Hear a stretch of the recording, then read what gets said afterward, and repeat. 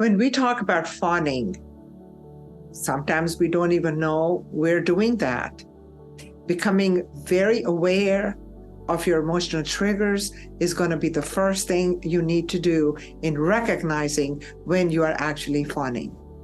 Now, I did a video that was posted last Friday on fawning, and I would recommend highly that if you've not watched that video, please watch this, see what I'm trying to present in this particular video, because this is where I'm going to talk about how do you overcome fawning, but more importantly, what needs to happen, what changes you need to make in order for you to stop fawning.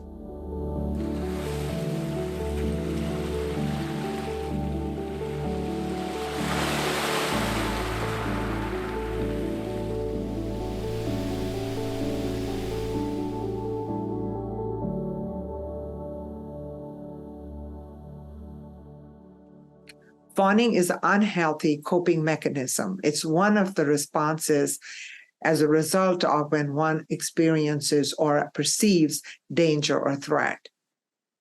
So in order for you to overcome fawning, it is extremely important that you develop some healthy coping skills, setting boundaries, and also enhancing your self-esteem. Healthy boundaries, defensive boundaries. In other words, when you don't want to do something, or if it's too much for you, or you're too tired, it's okay for you to say no.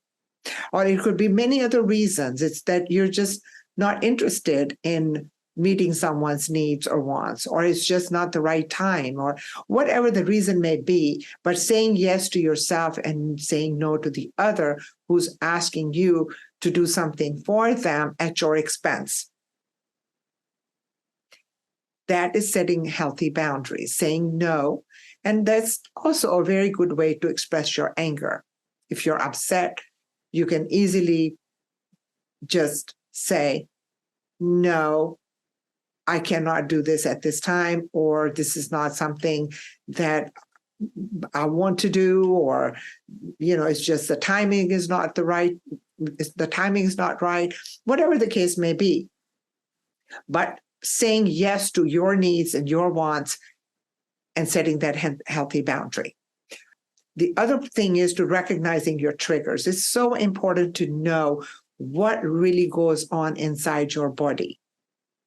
Because if you've suffered from complex PTSD, or if you've had PTSD, your feelings that have not been processed and released are still inside the body, and that is what gets triggered. And once that's triggered, the person goes back into the past or into the future. Most importantly, get back into yourself through your breathing techniques and try to process those feelings. In other words, keep breathing into those feelings till they get released, or at least you identify those feelings and they actually lose their energy, their strength, and so they're no longer problematic for you. Also, becoming self-aware.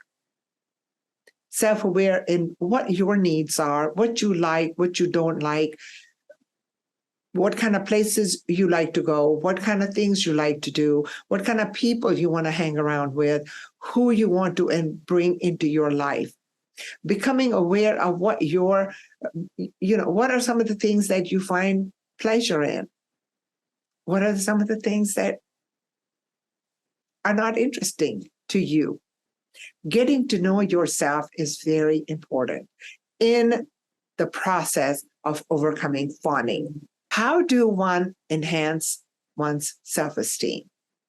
I'm going to go back to guided meditation and discovering the self, because it's yourself that you recognize, that when you recognize your self-worth. So you have to recognize yourself in order to recognize your self-worth. There are other ways to also enhance your self-esteem, setting goals for yourself, setting boundaries for yourself, and then actually practicing that, practicing assertive communication. What is assertive communication?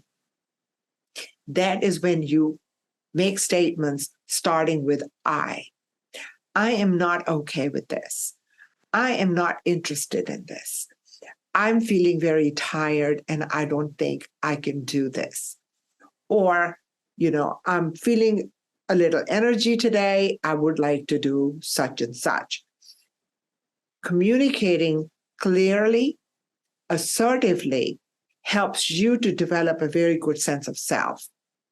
A lot of times people get very upset and they blame the other person, or the statement starts with you.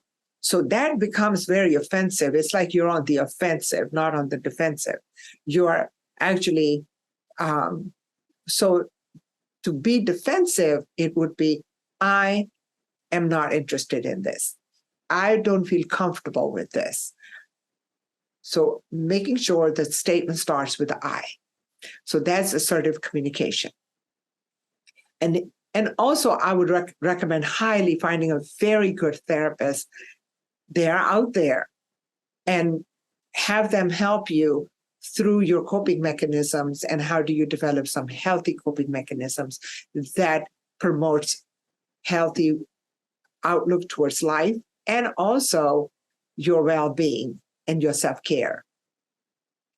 I hope that you liked this video, and if you did, please hit the like button, leave a comment or two for me, and subscribe to my channel. And I look forward to seeing you again here at my channel.